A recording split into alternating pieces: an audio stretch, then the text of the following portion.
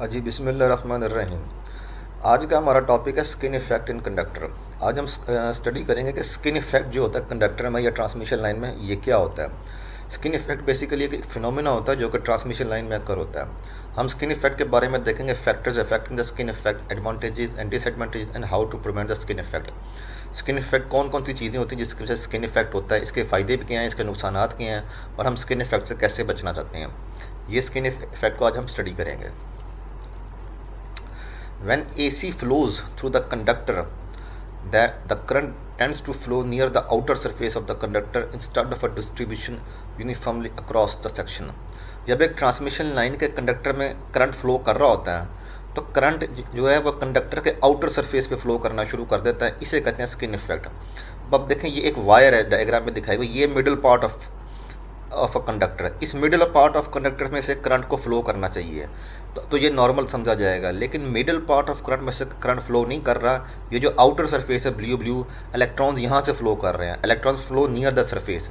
जब current near the surface flow करे instead of flowing at the middle of the conductor तो इसे कहते हैं स्किन इफेक्ट। ये स्किन इफेक्ट होता है। ये आमतौर पर ट्रांसमिशन लाइन्स में और कंडक्टर में ये फिनोमिना अकर होता है। In case of skin effect impedance of the middle part increases due to more flux linkage. अब इसमें होता क्या है कि इंटरनल पार्ट को जो इम्पीडेंस होती है वो काफ़ी बढ़ जाती है, क्योंकि करंट जो है वो कंडक्टर के आउटर सरफेस से मूव कर रहा है। जब करंट कंडक्टर के आउटर सरफेस से मूव करना शुरू करेगा तो उसका जो मिडिल पार्ट है उसकी ऑटोमेटिकली इम्पीडेंस बढ़ जाएगी। जब इम्पीडेंस उसकी ऑटोमेटिकली बढ़ जाएगी तो करंट का जो ट्रांसफ़र फ्लो है वो इफेक्ट होना शुरू हो जाएगा।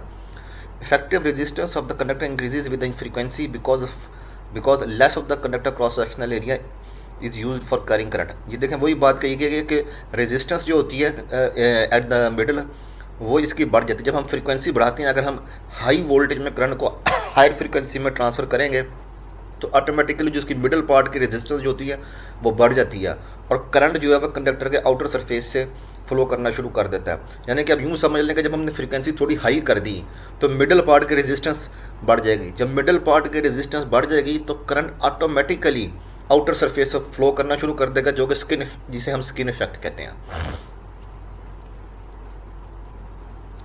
Why does it happen? Skin effect होता क्यों है? AC current produces changing magnetic field around the conductor. This induces the small circulating current inside the conductor. This eddy current opposes the main current in the center of a conductor, pushing most of the current to flow near the surface of a conductor. अब इसमें होता यह है कि जब AC current conductor से flow कर रहा होता है तो एक मैग्नेटिक फील्ड एस्टेब्लिश हो जाती है। इस मैग्नेटिक फील्ड के एस्टेब्लिश होने की वजह से एक सर्कुलेटिंग करंट फ्लो करता है जिसे हम कहते हैं एडी करंट, यानी कि बाय लेंज लॉ। जब मैग्नेटिक फील्ड एस्टेब्लिश होती है तो एक एडी करंट एस्टेब्लिश होता है बाय द लेंज लॉ। जो लेंज लॉ हमने पढ़ा हुआ है कि उसकी वजह से एडी करंट फ्लो करता है। This eddy current opposes the main current in the centre of the conductor. अब होता ये है कि ये जो एडी करंट होता है, ये जो मेन करंट कंडक्टर के सेंटर में फ्लो कर रहा होता है उसे ये अपोज करता है। उसे ये अपोज करता है जिसकी वजह से करंट कंडक्टर के सेंटर में फ्लो नहीं करता, आउटर सरफेस पे मूव करना शुरू कर देता है। यानी कि जब AC करंट कंडक्टर से फ्लो कर रहा है तो मैग्नेटिक फील्ड एक एस्टेब्लिश होती है। ये हमें पता है कि फ्लो ऑफ इलेक्ट्रॉन अगर होंगे तो एक मैग्नेटिक फील्ड एस्टेब्लिश होगी। करंट ट्रांसमिशन लाइन में कंडक्टर में फ्लो कर रहा है तो एक मैग्नेटिक फील्ड एस्टेब्लिश होगी। दूसरे में हमें ये पता है कि लेंज लॉ के तहत जब मैग्नेटिक फील्ड एस्टेब्लिश होती है तो एक एडी करंट भी एस्टेब्लिश हो जाता है जो अपोज करता है to the current flowing in a conductor. अब होता यह है कि एडी करंट फ्लो कर रहा था तो जो ओरिजिनल एक्चुअल करंट फ्लो कर रहा होता है उसको अपोज करना शुरू कर देता है, जिसकी वजह से वो करंट सेंटर के बजाय आउटर सरफेस से फ्लो करना शुरू कर देता है, जिसे हम स्किन इफेक्ट कहते हैं। Method to reduce the skin effect. Skin effect को कम करने के मेथड कौन कौन से हैं? Use of a standard conductor. Standard conductor is a multiple of a conductors and when we use the standard conductor instead of a single conductor then skin effect reduces. अब standard conductor में ये होता है कि इसमें एक conductor नहीं होता, काफ़ी सारे स्ट्रैंड्स होते हैं कंडक्टर के। जब इसको स्टैंडर्ड कंडक्टर को इस्तेमाल किया जाता है तो इससे स्किन इफेक्ट जो होता है वो कम हो जाता है। Using hollow conductor. In the case of a skin effect, maximum current flows through the skin of the conductor. So, when we use the hollow conductor, skin effect reduces. Hollow conductor is mostly used in the extra high voltage transmission line. In case of extra high voltage transmission line, voltage is increased, due to which the current decreases, because of which the current effect decreases. अब इसमें ये होता है कि अगर हमने skin effect को कम करना है तो इसके लिए हम हॉलो कंडक्टर इस्तेमाल करते हैं। In case of skin effect maximum current flows through the skin of the conductor, so when we use the hollow conductor skin effect reducing. जब हम हॉलो कंडक्टर इस्तेमाल करें, ये पिक आपको हॉलो कंडक्टर की दिखाई गई है, इसके इस्तेमाल करने से स्किन इफेक्ट जो होता है वो कम हो जाता है। और इसके अलावा दूसरा तरीका ये होता है कि वोल्टेज को आप बहुत ज़्यादा बढ़ा दें। जब आप ट्रांसमिशन कर रहे हैं तो आप वोल्टेज लेट से 230 पे कर रहे हैं, 500 कर दें, तो वोल्टेज अगर ज़्यादा होती है तो हमें पता है कि करंट कम हो जाता है। करंट और वोल्टेज का इन्वर्स रिलेशन होता है, करंट बहुत मिनिमम हो जाता है। जब करंट मिनिमम हो जाएगा वो स्किन इफेक्ट आउटर सरफेस से मूव नहीं करेगा बल्कि सेंटर से मूव करता रहेगा। तो ये भी एक तरीका होता है कि स्किन इफेक्ट इससे कम हो जाता है, कम करने का तरीका। यानी कि एक तरीका ये है कि हॉलो कनेक्टर इस्तेमाल कर लें, दूसरा तरीका ये है कि हाई वोल्टेज पर ट्रांसमिशन करें, उससे करंट कम हो जाएगा और स्किन इफेक्ट में भी फ़र्क पड़ेगा, वो भी कम हो जाएगा। Use of a conductor with larger diameter. Conductors are sometime design with larger diameter, this reduces the current density and lowers the resistance. अगर हम लार्जर डायमीटर का कंडक्टर इस्तेमाल करें उससे भी स्किन इफेक्ट कम हो सकता है। वो कैसे कम हो सकता है? जब लार्जर डायमीटर का कंडक्टर होता है तो उससे रेजिस्टेंस कम हो जाती है और करंट डेंसिटी कम हो जाती है, जिसकी वजह से क्या कहते हैं, स्किन इफेक्ट कम हो जाता है। Bundle conductors are two or more standard conductors bundled together to form a single phase in high voltage transmission using spacer at the interval to maintain distance। इसके लिए दूसरा तरीका ये है कि बंडल कंडक्टर भी इस्तेमाल होते हैं। बंडल कंडक्टर में 2 या 3 या 4 कंडक्टर होते हैं जिन्हें आपस में डैम्पर्स के जरिए कनेक्ट करके एक सिंगल फेज कंडक्टर बनाया जाता है। जैसे ये तस्वीर में आप देख रहे हैं कि ये 4 कंडक्टर हैं, इन 4 कंडक्टर को डैम्पर के जरिए कनेक्ट करके एक सिंगल कंडक्टर का दर्जा दे दिया गया और ये एक सिंगल फेज के तौर पे एक्ट करेगा। तो ये टेक्निक भी अगर इस्तेमाल करें तो इससे भी स्किन इफेक्ट जो है वो कम हो जाता है। Bundle conductors are 2 or more standard conductors bundled together to form a single phase high voltage transmission using spacer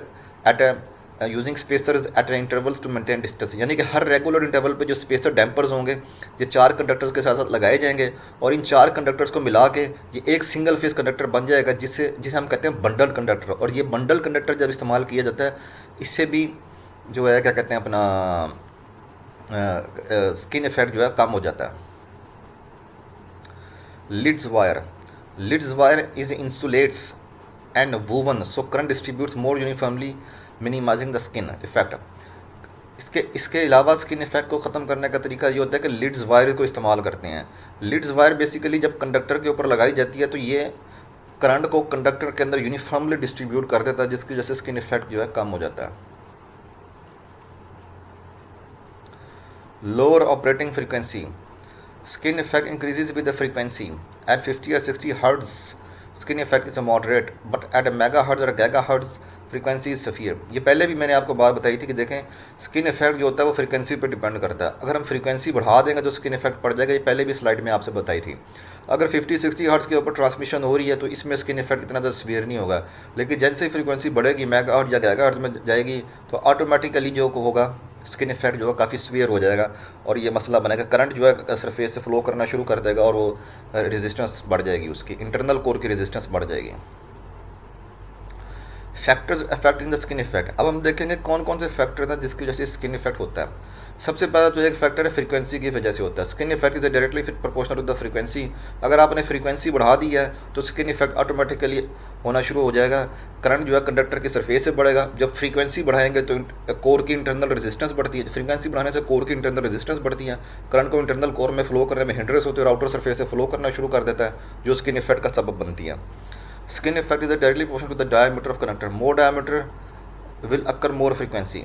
अगर डायमीटर कंडक्टर का बढ़ा दें तो उससे भी स्किन इफेक्ट जो होता है वो डायरेक्टली प्रोपोर्शनल होता है, बढ़ जाता है। More diameter will occur more frequency. High permeability conductor has skin effect. High अगर कंडक्टर की परमेबिलिटी ज़्यादा होती है उससे भी स्किन इफेक्ट होता है। Ferromagnetic material like iron and steel has a skin effect, has high skin effect because of high permeability. अगर स्टील को या आयरन को अगर आप कंडक्टर के तौर पे इस्तेमाल कर रहे हैं तो इसके अंदर स्किन इफेक्ट बहुत ज़्यादा होता है क्योंकि इसकी हाई परमेबिलिटी होती है। यानी कि अगर हम स्किन इफेक्ट से बचना चाहते हैं तो हमें कंडक्टर के लिए वो मटेरियल इस्तेमाल करना चाहिए जिसकी लो परमेबिलिटी हो ताकि स्किन इफेक्ट ना हो। Disadvantages, voltage regulation will increase in the transmission line. जब स्किन इफेक्ट हो जाता है तो इससे वोल्टेज रेगुलेशन बहुत ज़्यादा बढ़ जाती है, वोल्टेज फ्लक्चुएशन बहुत ज़्यादा बढ़ जाती है। Copper losses will increase, copper losses के लिए बढ़ जाते हैं। कॉपर लॉसेज में पता है कि P is equal to I square R होता है। जबकि स्किन इफेक्ट होता ही उस वक्त है जब कोर की इंटरनल रेजिस्टेंस बढ़ती है, फ्रीक्वेंसी ज़्यादा होगी, इंटरनल रेजिस्टेंस ऑटोमेटिकली बढ़ जाएगी। स्किन कंडक्टर के आउटर करंट कंडक्टर के आउटर सरफेस से फ्लो करना शुरू करेगा। जब रेजिस्टेंस बढ़ेगी तो कॉपर लॉसेज ऑटोमेटिकली बढ़ना शुरू हो जाएंगे। Voltage drop will be more in the transmission line, current को फ्लो करने में हिंड्रेंस महसूस होगी। पहले करंट जो है वह कंडक्टर के सेंटर से कोर से फ्लो कर रहा था, यूनिफॉर्मली स्मूथली फ्लो कर रहा था। अब जब वो आउटर सरफेस से फ्लो करेगा करंट को, तो करंट को फ्लो करने में हिंड्रेंस होगी, जिसकी वजह से वोल्टेज ड्रॉप अकर होना शुरू हो जाएगा। Overall efficiency of transformer system will be low. तो ओवरऑल एफिशिएंसी जो ट्रांसमिशन लाइन है या ट्रांसफार्मर सिस्टम है हमारा, ट्रांसमिशन सिस्टम है, उसकी जो ओवरऑल एफिशिएंसी या परफॉर्मेंस या आउटपुट वो कम होना शुरू हो जाएगी। Thank you.